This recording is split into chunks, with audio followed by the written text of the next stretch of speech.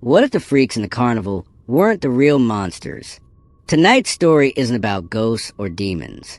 It's about two brothers trapped in one body, and the evil that turned them into something worse.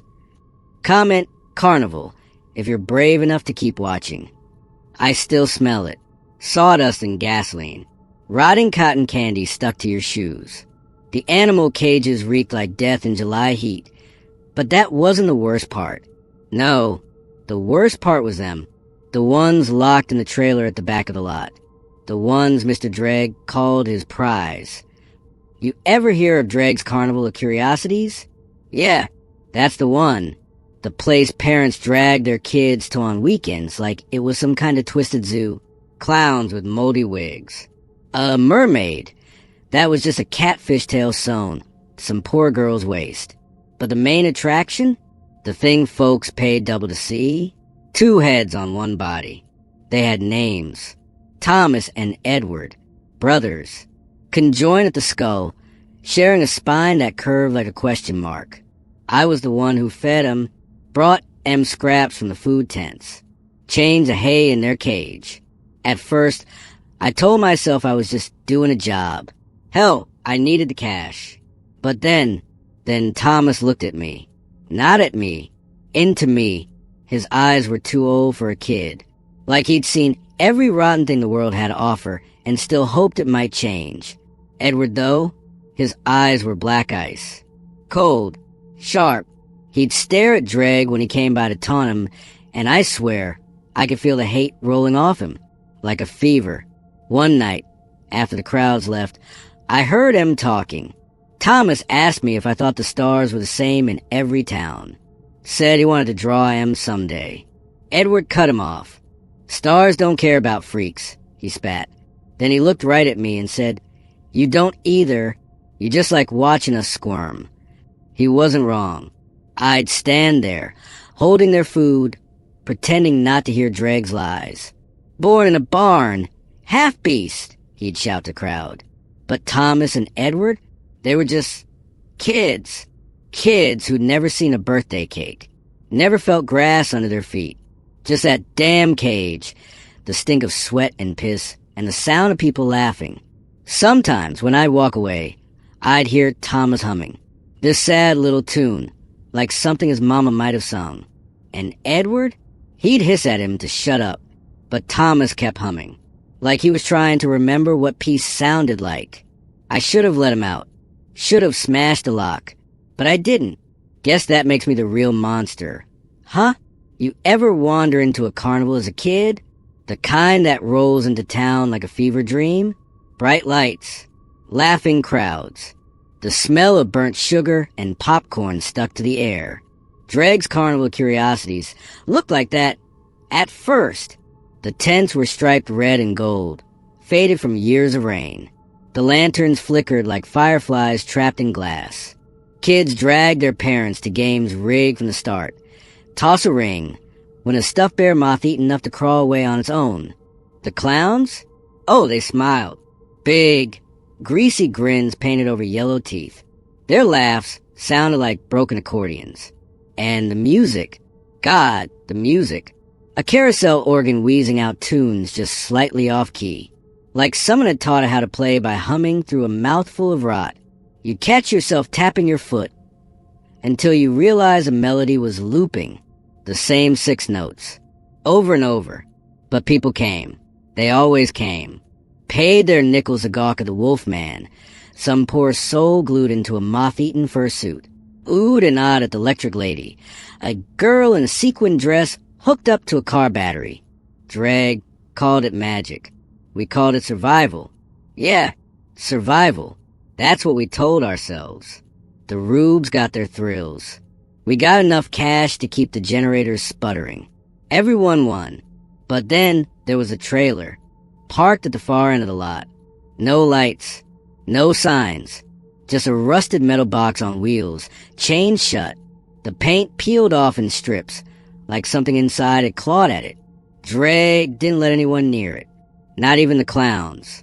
But at night, when the crowds thinned, you could hear things. Scratching, whispers, a wet, ragged cough that didn't sound human. Dreg saved it for last. Always. After the rubes had stuffed themselves on funnel cake and cheap beer. After their kids were dizzy from spinning rides. Then he'd climb onto his little wooden stage, grin wide enough to split his face, and shout, "Ladies and gents, feast your eyes on the Devil's Double." The crowd would shiver, lean in, and Dreg dangle that rusty key like it was made of gold. Nobody ever asked what was inside. Maybe they didn't want to know. The first time I really saw them, was the night I brought Em a bucket of water. Dreg kept him in that trailer. See, no windows, just a single bulb swinging from the ceiling, throwing shadows that moved wrong, like the dark itself was alive. Thomas sat hunched in the corner, fingers tracing shapes in the dirt. Circles, stars, a sad little stick figure with too many limbs. He looked up when I came in, eyes wide and wet. "Do you think the stars look the same everywhere?" he asked. Quiet, like he was scared the question might break. Before I could answer, Edward's head twisted toward me. Same body, same face, but his voice came out like a knife dragged over stone. "Stars don't give a damn about us," he spat. His eyes never blinked, just stared, like he was counting the ways he could hurt me if he had the chance. They shared a body, but they weren't brothers. Not really. Thomas flinched at loud noises. Edward made him. Thomas hummed when he thought no one was listening. Edward? He'd grind his teeth till the sound set your nerves on fire. One day, I found a drawing scratched into the dirt. A field, flowers, a sun with too many rays. Thomas whispered, "Mama said heaven looks like that." Edward snarled, "Mama's dead," and kicked the dirt till the picture was gone. I started noticing things. How Thomas's side of the cage was neat. Hay stacked like a bed. How Edward's side was torn up, scattered like something had been digging. How Thomas's hands shook when Dreg came near. How Edward's didn't. And the whispers. Late, after the crowds left, when the carnival slept, I'd hear Edward muttering in the dark. Not to Thomas. To someone else. Words I couldn't make out. Hisses. Snarls. Once, I pressed my ear to the trailer door and heard him say, "Take him, not me, take him." I yanked back so fast I near fell over. Thomas was crying inside, soft, muffled, and Edward, Logan, a wet, gurgling sound, like he'd swallowed broken glass. I should have run then. Should have left that cursed carnival and never looked back. But I didn't. I stayed. And what happened next? Let's just say Edward got what he wanted. Dreg got worse. Hungrier. Started making the twins do things. Horrible things. He'd drag him out of the trailer by their hair, parade him in front of crowd like animals. Made Em bite the heads off chickens.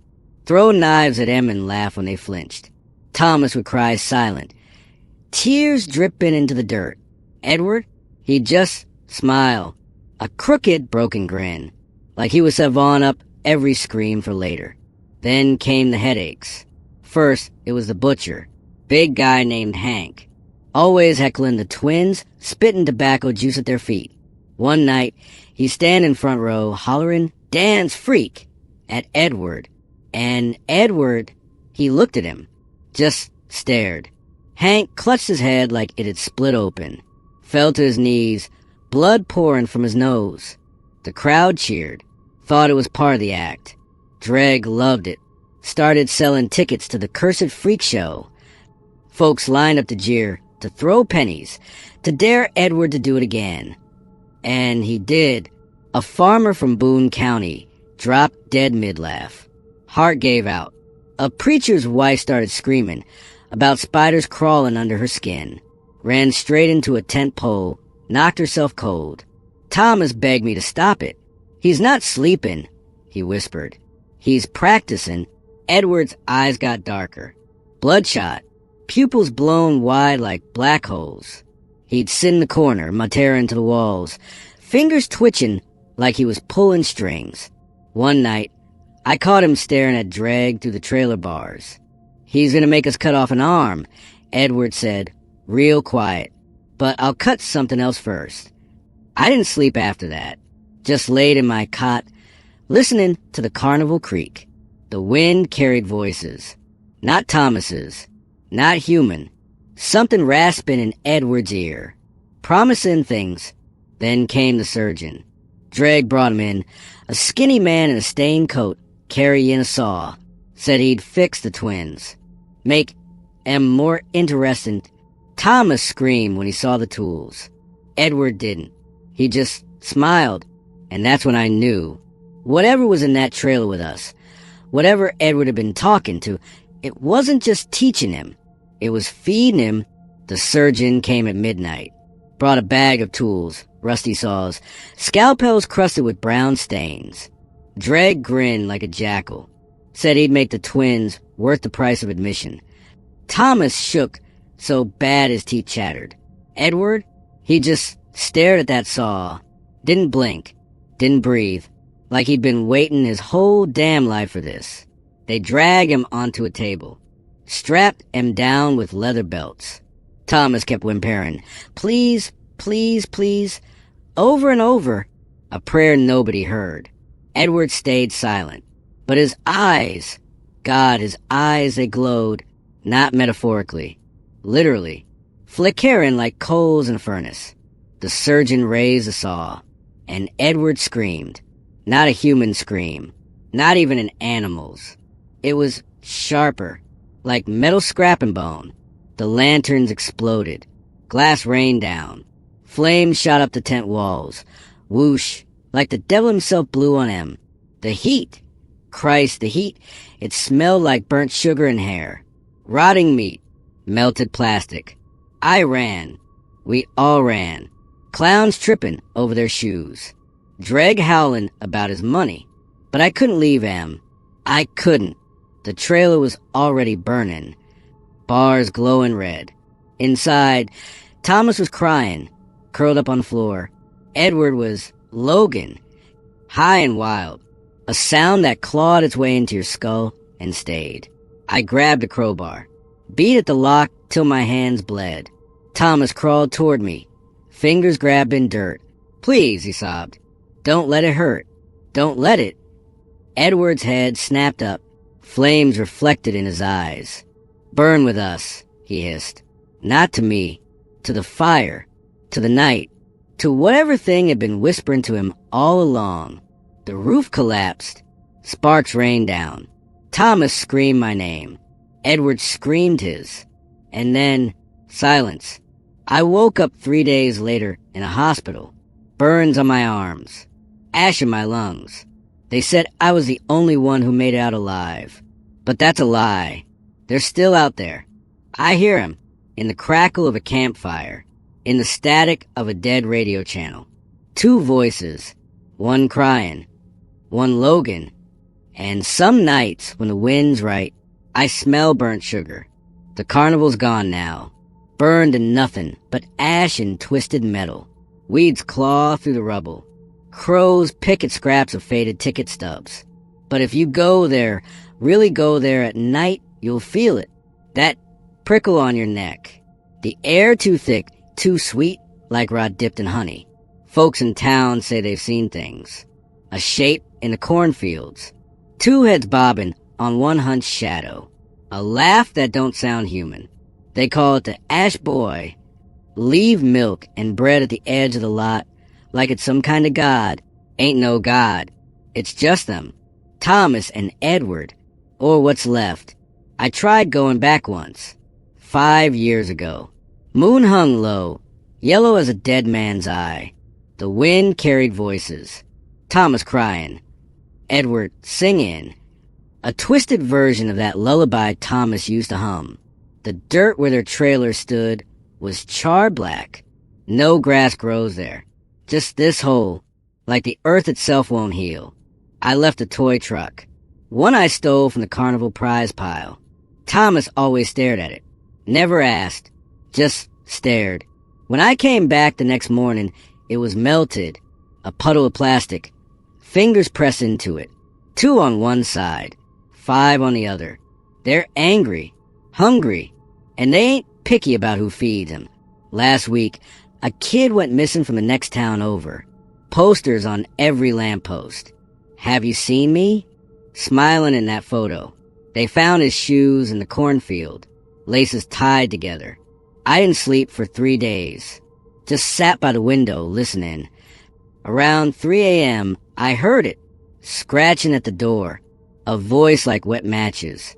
You left us, it said, but we found you. When I looked, nothing. Just a handprint in the dust. 4 fingers. 1 thumb. So here's my advice.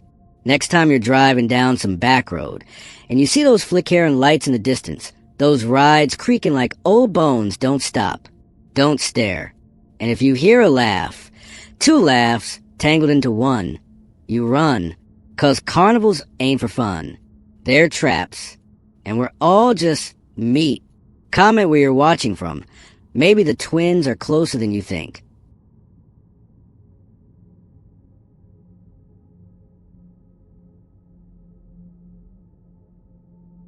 My sister swore she'd come back from the grave, and last night I heard her scratching at my door.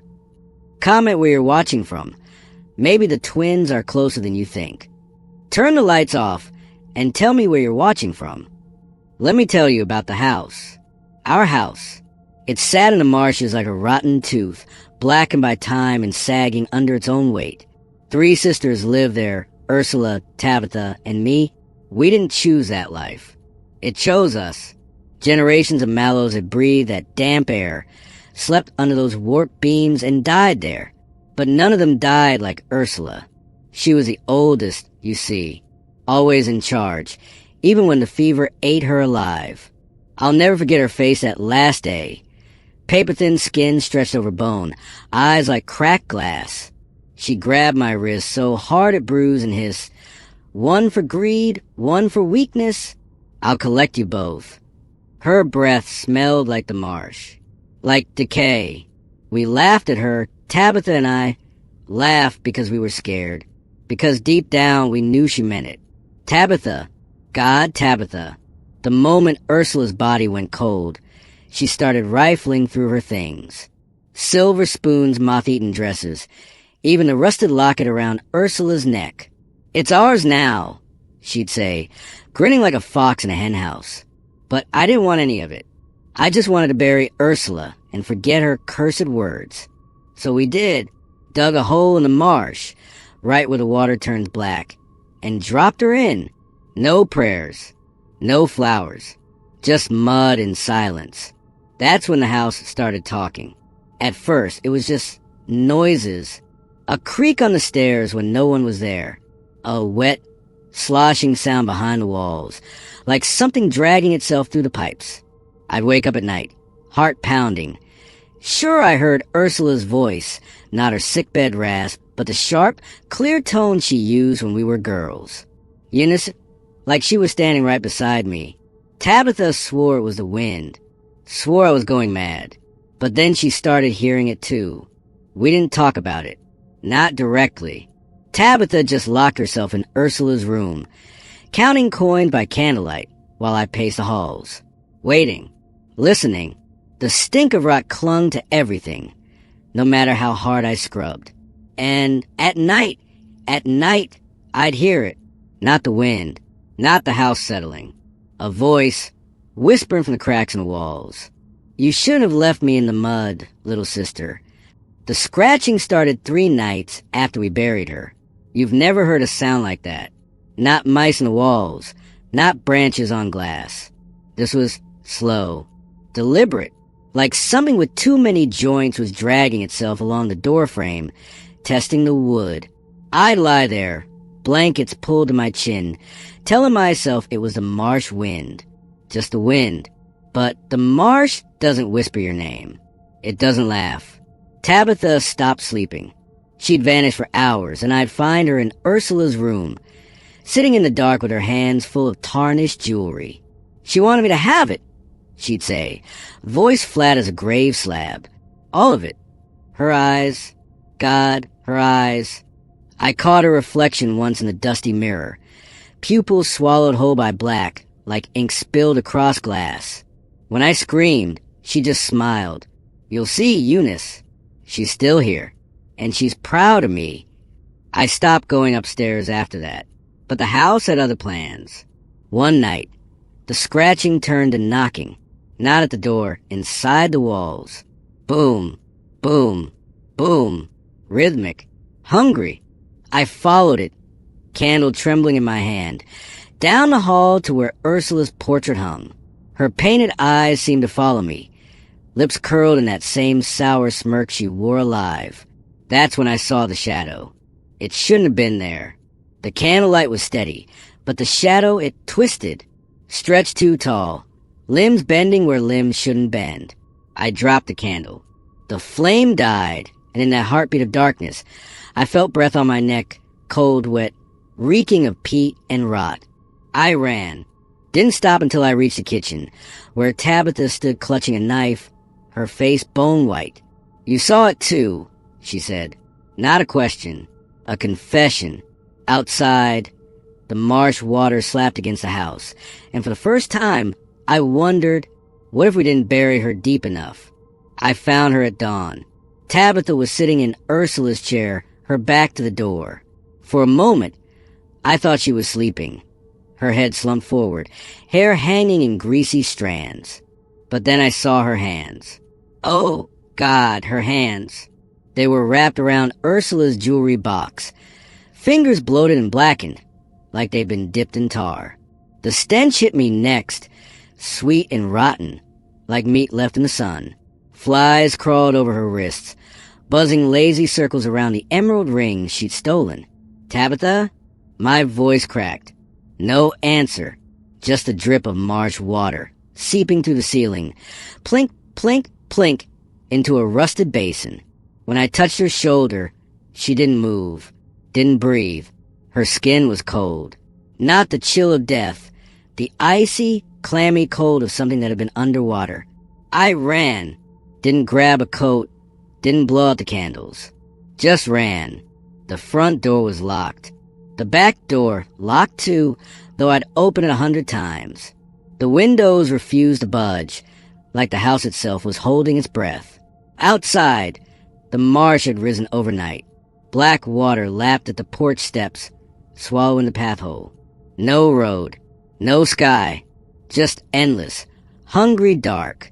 I pounded on the doors until my fists bled, screamed until my throat tore, and then I heard it.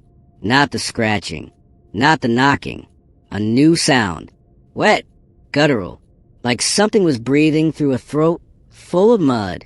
It came from the walls, from the floorboards, from every direction at once. That's when I understood.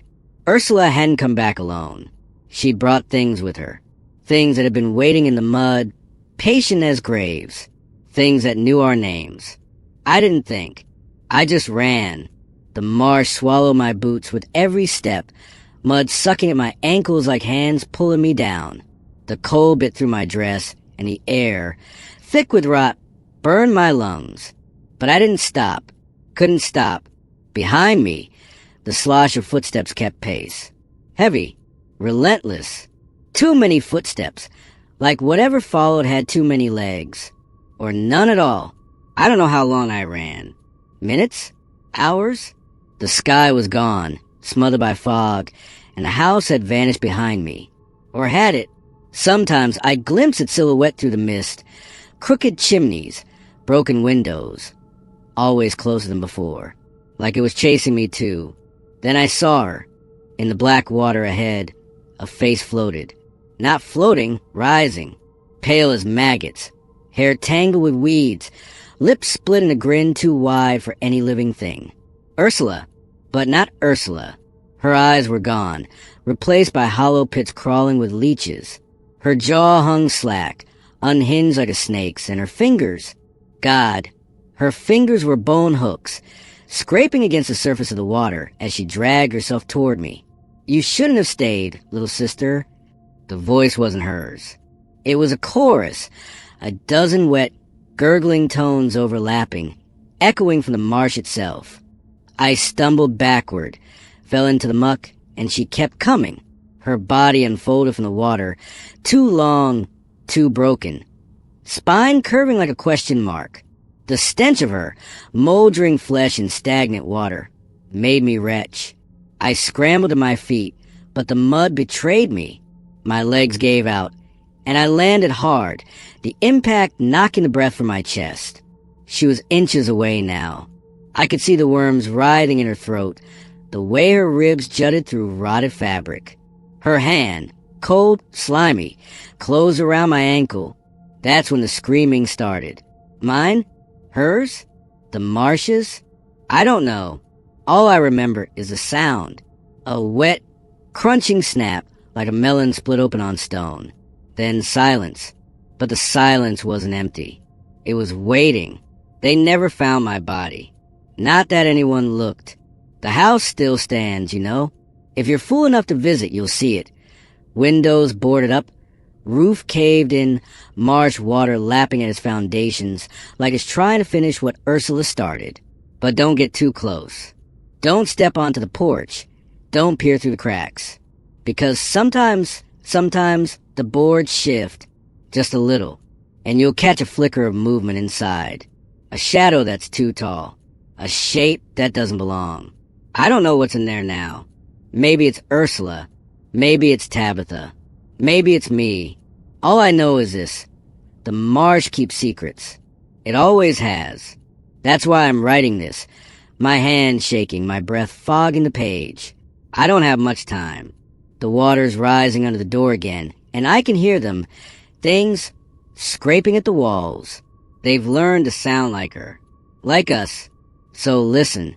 If you ever find this journal buried in the mud, or tucked under a rock, or left on your doorstep in the dead of night, run. Don't come looking for answers. Don't whisper our names. And whatever you do, don't go near the well. She's down there, you see. Waiting. Always waiting. But maybe you're like me. Maybe curiosity claws at your guts. Maybe you'll stand at the edge of that black water, staring at the house, and swear you see a face in the upstairs window. A face you recognize. Go ahead. Knock on the door. I'll let you guess what happens next. This journal was found in a locked box, half submerged in the marsh. The last page was stained with something dark, something old. What do you think she saw in the water? Let me know in the comments. And if you've ever heard footsteps in an empty room, well, you might want to sleep with the lights on tonight.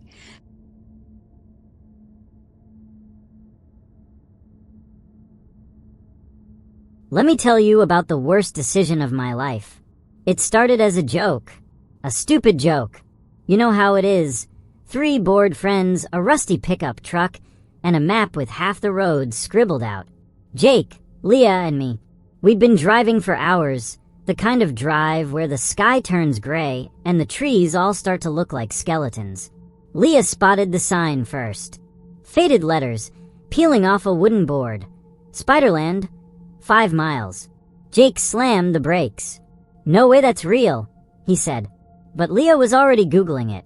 Says here some guy in the 80s tried to breed silk spiders. They ate him. Town got abandoned. She snorted like it was some campfire story. Jake pulled out his GoPro. We're gonna blow up on TikTok. He grinned. I should have punched him. I should have turned the car around. But we didn't. The road turned to gravel. Then dirt, then nothing. We parked near a fence wrapped in barbed wire. The signs said "No trespassing," but the rust was so thick, they looked like they'd been there for 100 years. Leah hopped the fence first. Scared city boy, she teased. I followed. Jake filmed the whole thing, laughing. Then everything got quiet. Not normal quiet. Wrong quiet. No birds. No crickets. Just this thick, sticky silence. The air smelled sweet, like fruit left out in the sun too long. Leah kicked something. A shredded backpack, covered in cobwebs. The strands were thick. Thicker than your finger. What the hell spins webs like that? She muttered. Jake zoomed in. Guys, look. Inside the backpack, photos. A family. Smiling. all covered in dust. We kept walking. The trees here, they weren't right. Bark split open like something had burst out. Webs everywhere, not just in the branches. On the ground, on the rocks. Shiny, like black thread. Jake's GoPro light flickered over one, and I swear it twitched. Leah froze. "Did you hear that?" she whispered. A skittering sound. High up. Fast. Too fast to be a squirrel. Jake laughed, but it was shaky. "Relax. It's just..." Snap. A branch broke somewhere behind us. Not a small one. Something big. We spun around. Nothing. Just shadows. "Let's go back," I said. Leah nodded. Jake didn't. "We didn't even find the town yet," he said. Stubborn idiot. He marched ahead. We followed. That's when we saw the first cocoon. It hung between two trees, glowing faintly in Jake's camera light, shaped like a person. Tall. Thin. Leah got closer. "Is that hair?" she said. Then she screamed. The cocoon's face pressed against the web. A mouth. Wide open. Eyes hollow. Rotting. Skin stretched tight. Like paper. Jake dropped the GoPro. It filmed the ground. Leah's shoes backing up, my hands shaking, the cocoon swaying, and something moving in the trees above it. Something with too many legs. We ran. Branches ripped at our clothes. The skittering got louder. Behind us. Beside us. Everywhere. Jake tripped. His GoPro skidded into the dirt. He reached for it, and a shadow dropped from the trees. Long, spindly. Jake screamed. Then he was gone. Just gone. Leah grabbed my arm. "Don't look back," she yelled. But I did. I wish I hadn't. It was supposed to be a road trip. Just three idiots in a beat-up truck, chasing bad coffee and worse decisions. Jake, Leah, and me. We'd known each other since high school. Skipped classes, crashed parties, the usual. But this was different. We were lost. Proper lost. The kind where your phone dies, the map's a mess of scribbles, and every dirt road looks the same. We stopped at this gas station halfway to nowhere. Place looked like it hadn't seen a fresh coat of paint since the 90s. The clerk behind the counter had this look, like he'd just bitten into a lemon. Leah asked him for directions, and he stared at her like she'd spat on his shoes. "Ain't no town out there," he said. But then his eyes flicked to the window, toward the woods. "Spiderland," he muttered. "You kids stay away from that place." Jake laughed. "Spiderland? Sounds like a theme park for bugs." The clerk didn't laugh, just took our money and slammed the register shut. "Don't say I didn't warn you," he growled. We should have listened. But of course, we didn't. The detour started as a joke. Jake swerved the truck onto some back road, shouting, "Spiderland or bust!" Leah hung out the window, howling like a wolf. I was in the back seat, trying to charge my phone. That's when I noticed it. No service. Not even a flicker. The trees here were too close, too thick. Like they were leaning in. We parked near a broken fence. Barbed wire curled up from the posts like claws. The air smelled weird. Not pine. Not dirt. Sweet. Cloying almost. Like someone had dumped syrup over a dead animal. Leah hopped out first. "You hear that?" she said. We all froze. Nothing. No birds. No wind. No crunch of leaves underfoot. Just silence. The kind that presses against your ears. Jake kicked a rock. "It's just some creepy woods," he said. "Relax." But his voice was too loud. Too fake. Leah found the backpack. Half buried in leaves. Zipper rusted shut. She yanked it open and cobwebs stretched, thick, glossy strands, like someone had melted a bike tire and spun it into silk. "What the hell?" she whispered. Inside was a rotting notebook, a water bottle with algae floating in it, and a photo. A family. Mom, Dad, 2 kids. Smiling in front of a sign that said, "Welcome to Spiderland." Jake snatched the photo. "See? It's real." He waved it like a trophy. but the edges were singed, like someone had tried to burn it. We kept walking. The trees here, they weren't right. Trunks split open, oozing something dark. Webs clung to everything, branches, rocks, even the damn ground. They weren't the lacy webs you see in gardens. These were ropes. Knotted. Deliberate. Leah poked one with a stick, and it vibrated. A low, humming sound, like a plucked guitar string. "Guys," I said, "we should go back." Jake rolled his eyes. "Chill. It's just spiders." He grabbed the stick and tore through a web. The whole forest seemed to shudder. That's when we heard it. A skitter. Sharp. Fast. Up in the branches. Leah froze. Was that? Skitter, skitter, skitter. Left. Right. Above us. Jake aimed his phone light upward. Nothing. Just leaves. Probably squirrels, he said, but his hands were shaking. We didn't talk after that. Just walked faster. The path twisted, leading us deeper. The webs got thicker, clumped together like black snow. And that smell, God, that smell got worse. Rotten fruit. Burning hair. Leah gagged. "I'm gonna puke," she said. Then Jake stopped dead. Holy look. Through the trees, a street sign. Tilted, covered in moss. Letters carved into the metal. SPIDERLAND. And beneath it, spray painted in red. Turn back. Leah laughed. A high, nervous sound. "You guys, this isn't funny anymore." But it wasn't a joke. And the worst part, we still didn't run. The deeper we went, the heavier the air got, like walking through wet cloth. That smell. God, the smell. It clung to the back of my throat. Sweet, but rotten. Like someone stuffed a dead raccoon with candy and left it to bake. Leah kept gagging. "I can't breathe," she said. Jake didn't answer. He was too busy filming every stupid web, every broken tree.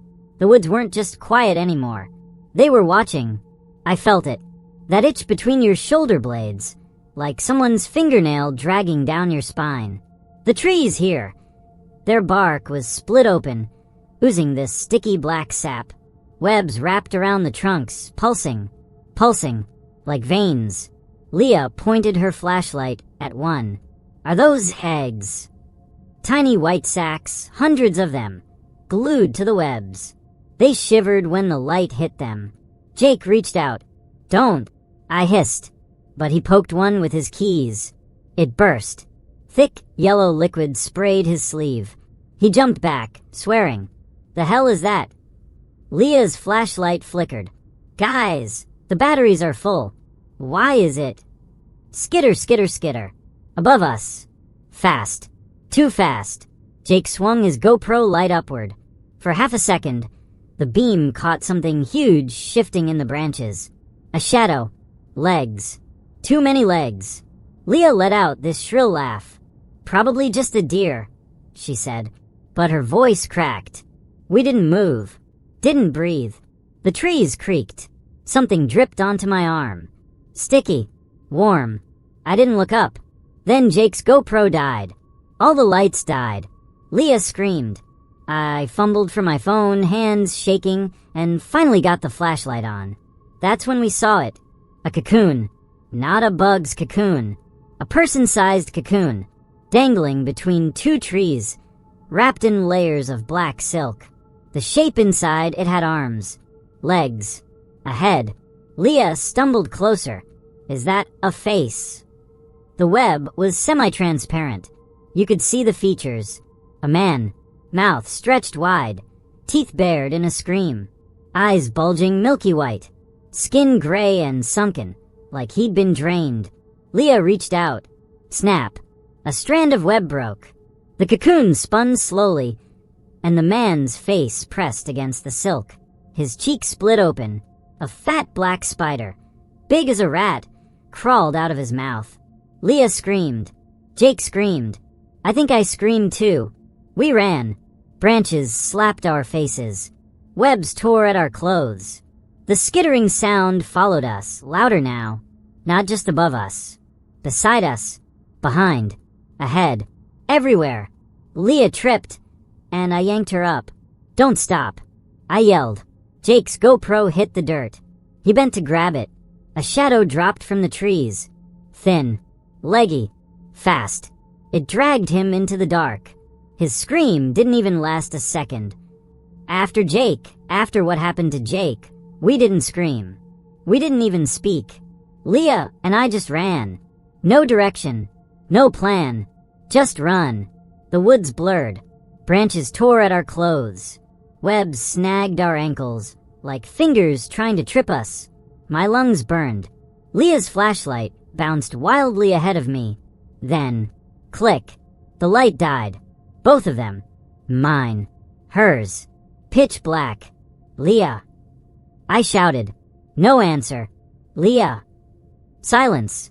I fumbled for my phone, shaking so bad I dropped it. The screen cracked, but the flashlight flickered on. Leah was gone. Vanished. Like she'd never been there. This isn't funny. I screamed. Leah, where are you? Something moved in the trees. Not the skittering. A drag. Slow. Heavy.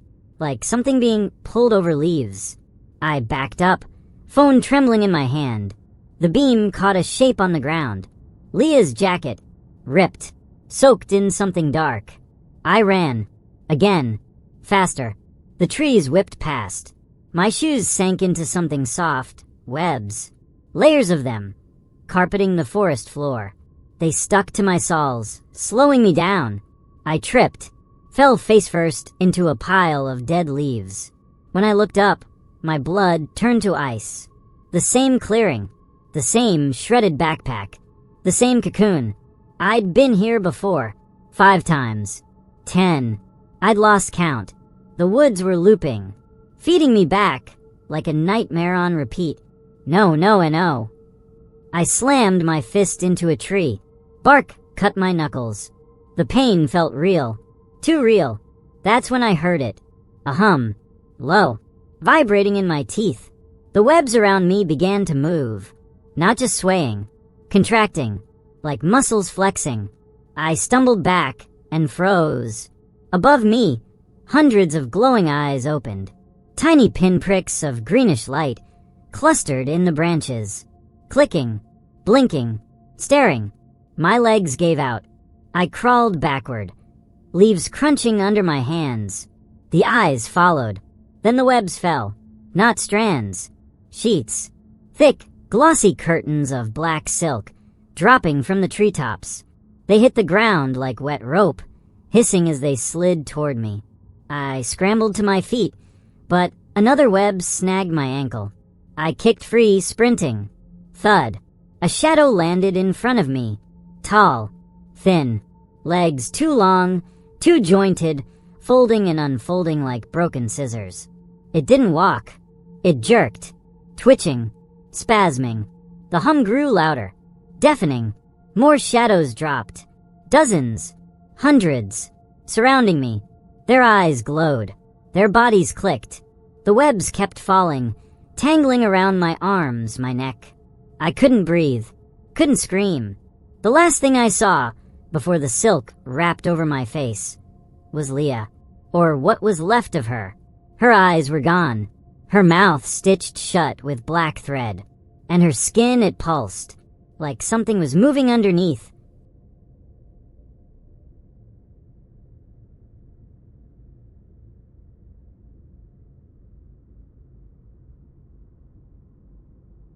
Have you ever wondered what happens when you follow orders, even when every instinct tells you to run?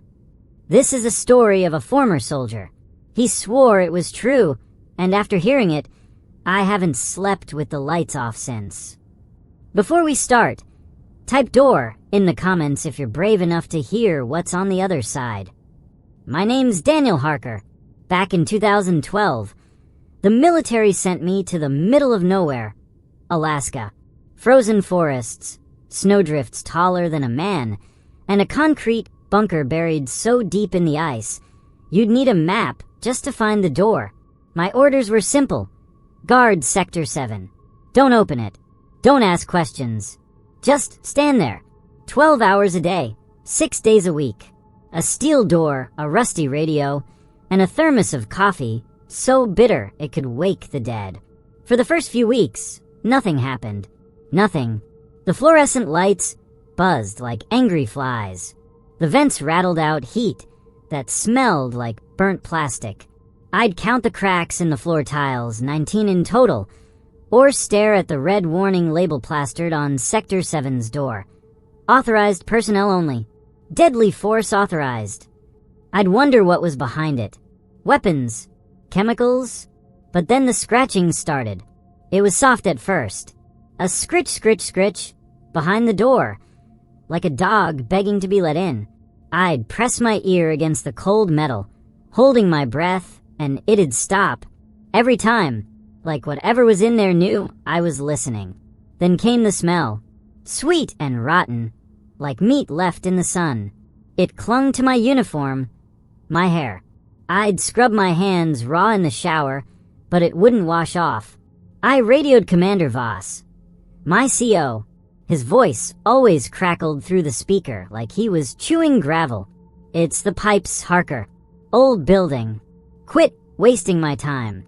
But the smell got worse. Thicker, like something had died in the walls. And the scratching, God, the scratching never stopped. Not even when I screamed at the door to shut up. Not even when I threw my boot at it. That's when I found the marks. Tiny ones, near the floor. Claw marks. Not from an animal, though. Too deep. Too deliberate. Like something was trying to dig its way out. I radioed Voss again. Sir, there's something wrong here. I think. He cut me off.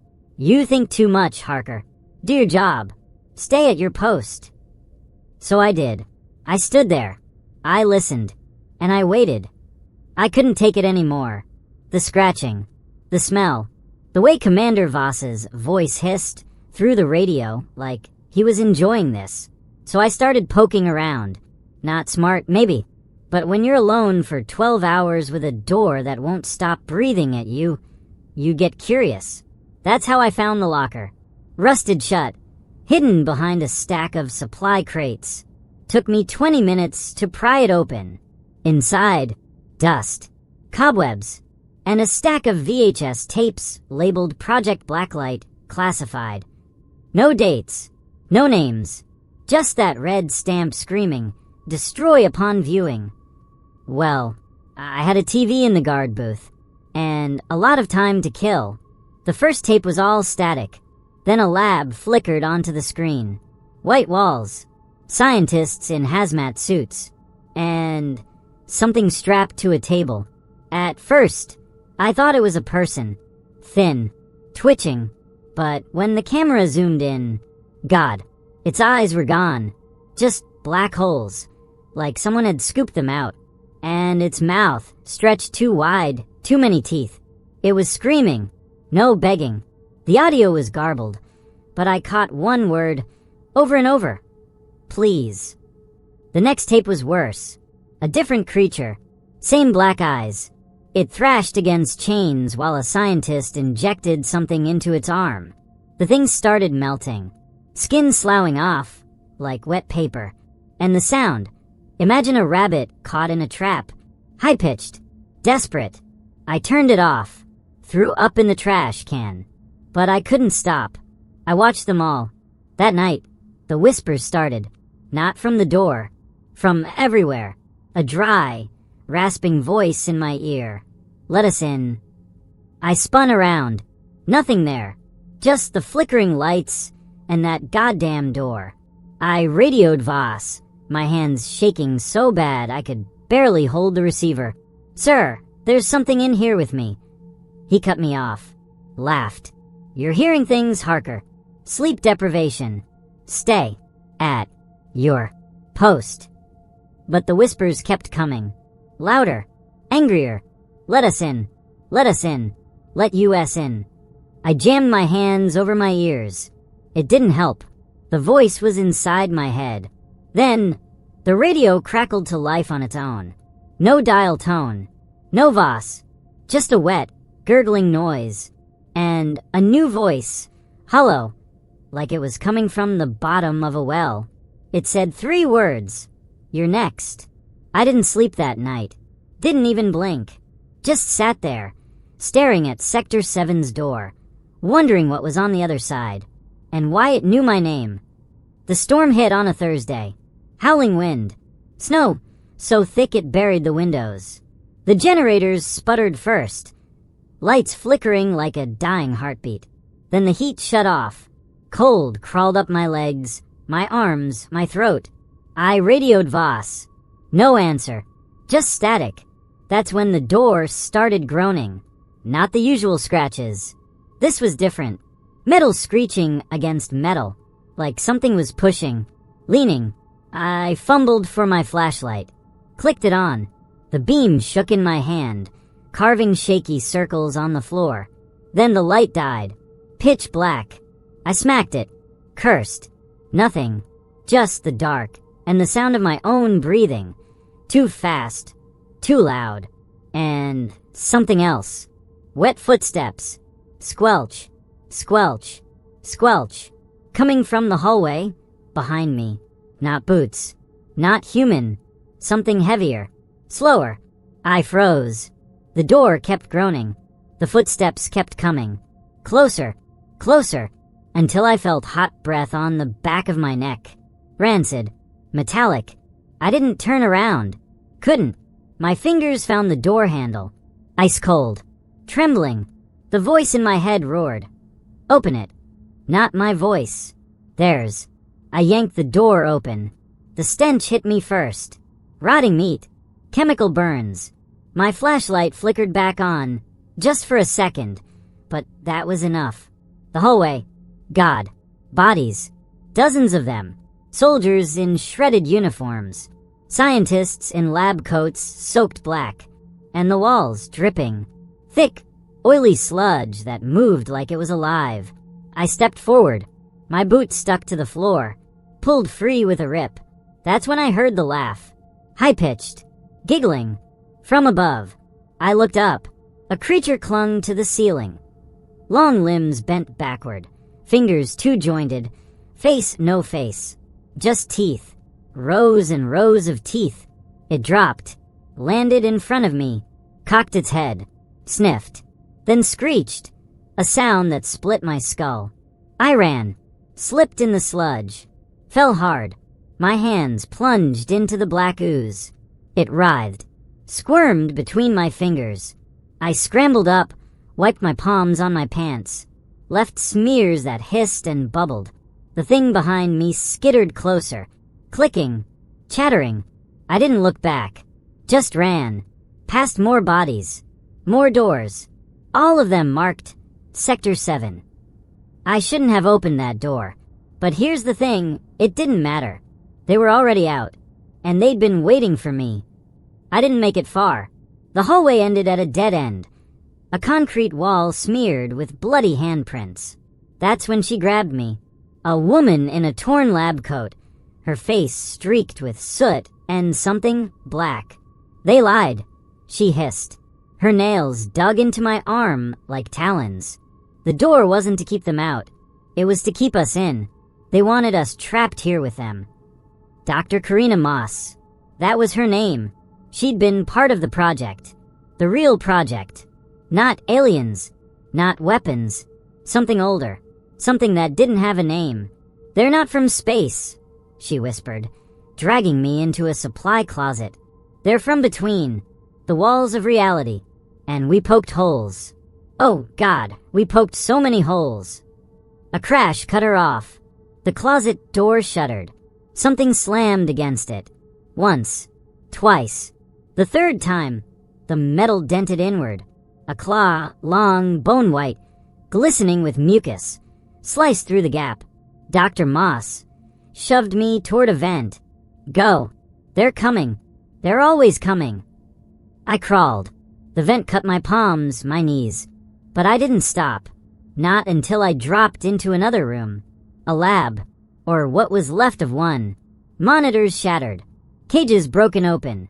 And on the floor, Commander Voss. Or half of him. His legs were gone.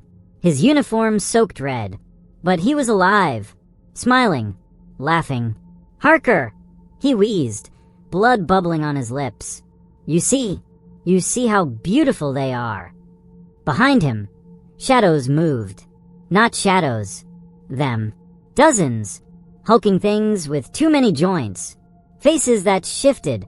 Human 1 second, then not. A mass of eyes. A nest of teeth. Voss reached for me. They're gonna fix everything. Make us better. Then they took him. A swarm of limbs. A wet, tearing sound. His laugh turned to a gurgle. Then silence. I ran again. Out of the lab. Down more halls. Past doors marked Biohazard and Do Not Enter. But the symbols didn't matter anymore. When I finally stumbled outside, the forest was wrong. The pines were bent sideways. The snow wasn't white. It was gray, like ash. And the sky crimson. No sun. No stars. Just that bleeding red. I pulled out my journal. Wrote one line. One truth. The trees are screaming. Because they were. A low, endless wail. Not wind. Not animals. Something alive. Something hungry. And in the distance, through the twisted trees, I saw them. Shapes in the fog. Walking on 2 legs. 3 legs. No legs. They didn't chase me. Just watched. Waiting. Because they knew. I'd opened the door. I'd let them out. And now there was nowhere left to hide. I made it out. Don't ask me how. My boots were shredded. My hands frostbitten. But I kept running until the trees thinned. Until the snow turned to mud. Until I found a road. A trucker picked me up.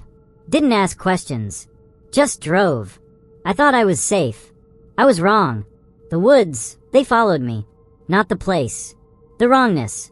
You ever seen a crow with too many wings? A deer with no eyes. Just teeth where its eyes should be. I have. Behind my house. In the park.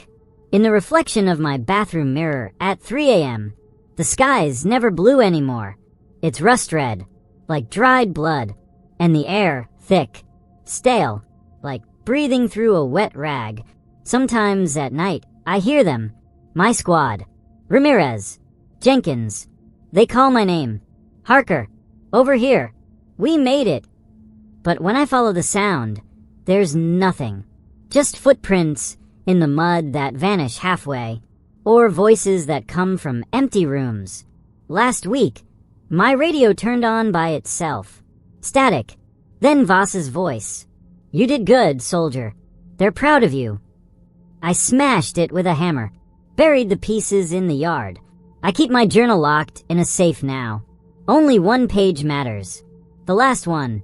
The trees are screaming. The sky is lying. And they're watching. I don't sleep. I don't eat much. Every door in my house has 3 locks. Even the closets. People say I should have disobeyed orders. Should have left that door shut. But here's what I know. It didn't matter. They were already out. They'd always been out. That door wasn't a cage. It was a test. And I failed. So I'll ask you, really ask you, if you'd been there, standing in that flickering dark, hearing something beg to be let in, would you have opened it? Or would you have stood there, like a good soldier, and waited for it to make you open it? If you made it this far, let me know. Would you have opened the door? Comment below. And if you're new here, hit subscribe. We've got stories darker than Sector 7.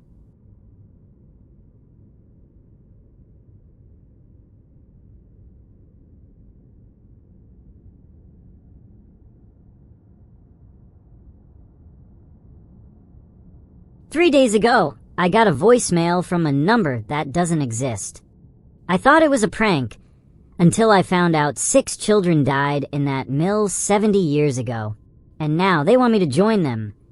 Comment burn if you dare play that voicemail at 3 a.m. Let me start by saying, I'm not a hero. I'm just a writer. The kind of person who spends more time talking to imaginary people than real ones. But 3 days ago, something happened that made me question every choice I've ever made. Every lie I've told myself. You see, I've always had these dreams. Since I was 6 years old. The same nightmare. Over and over. A burning building. Black smoke choking the air and shadows. little kid-shaped shadows, reaching out to me from the flames. I'd wake up screaming, convinced my bedroom was on fire. My parents took me to doctors, therapists. They said it was trauma, guilt even, because when I was 8, my little sister, she died in a house fire. I couldn't save her. The therapist said that's why I dreamed about burning buildings, that my brain was stuck in that moment, and I believed them. For years, I made myself believe them, until the voicemail. It came through at 2:47 a.m. No caller ID, just static, and then this voice. A kid's voice, but wrong, like it was coming from underwater. They need help. Please come to the old mill by the woods. Click. That was it. I laughed at first, hung up, but then I played it again, and again, because that voice, it wasn't just some prank. It sounded exactly like the kids in my nightmares. So I did what any idiot with a laptop and a caffeine addiction would do. I Googled Old Mill and my town's name. And guess what popped up? A news article from 1953. 6 kids trapped in a fire at Harper's Mill during some kind of town festival. The building collapsed. They never found the bodies.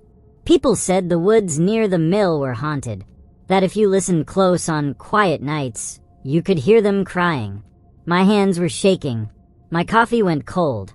Because here's the thing, I'd never heard of Harper's Mill before. Not once. But in my nightmares, I'd been drawing that place for years, scribbling it in the margins of my notebooks. Charred wood, broken windows, a doll with no face lying in the ashes. I told my therapist about the voicemail the next day. She said it was sleep deprivation, grief resurfacing. Told me to take a Xanax and stop watching true crime documentaries. But I couldn't let it go.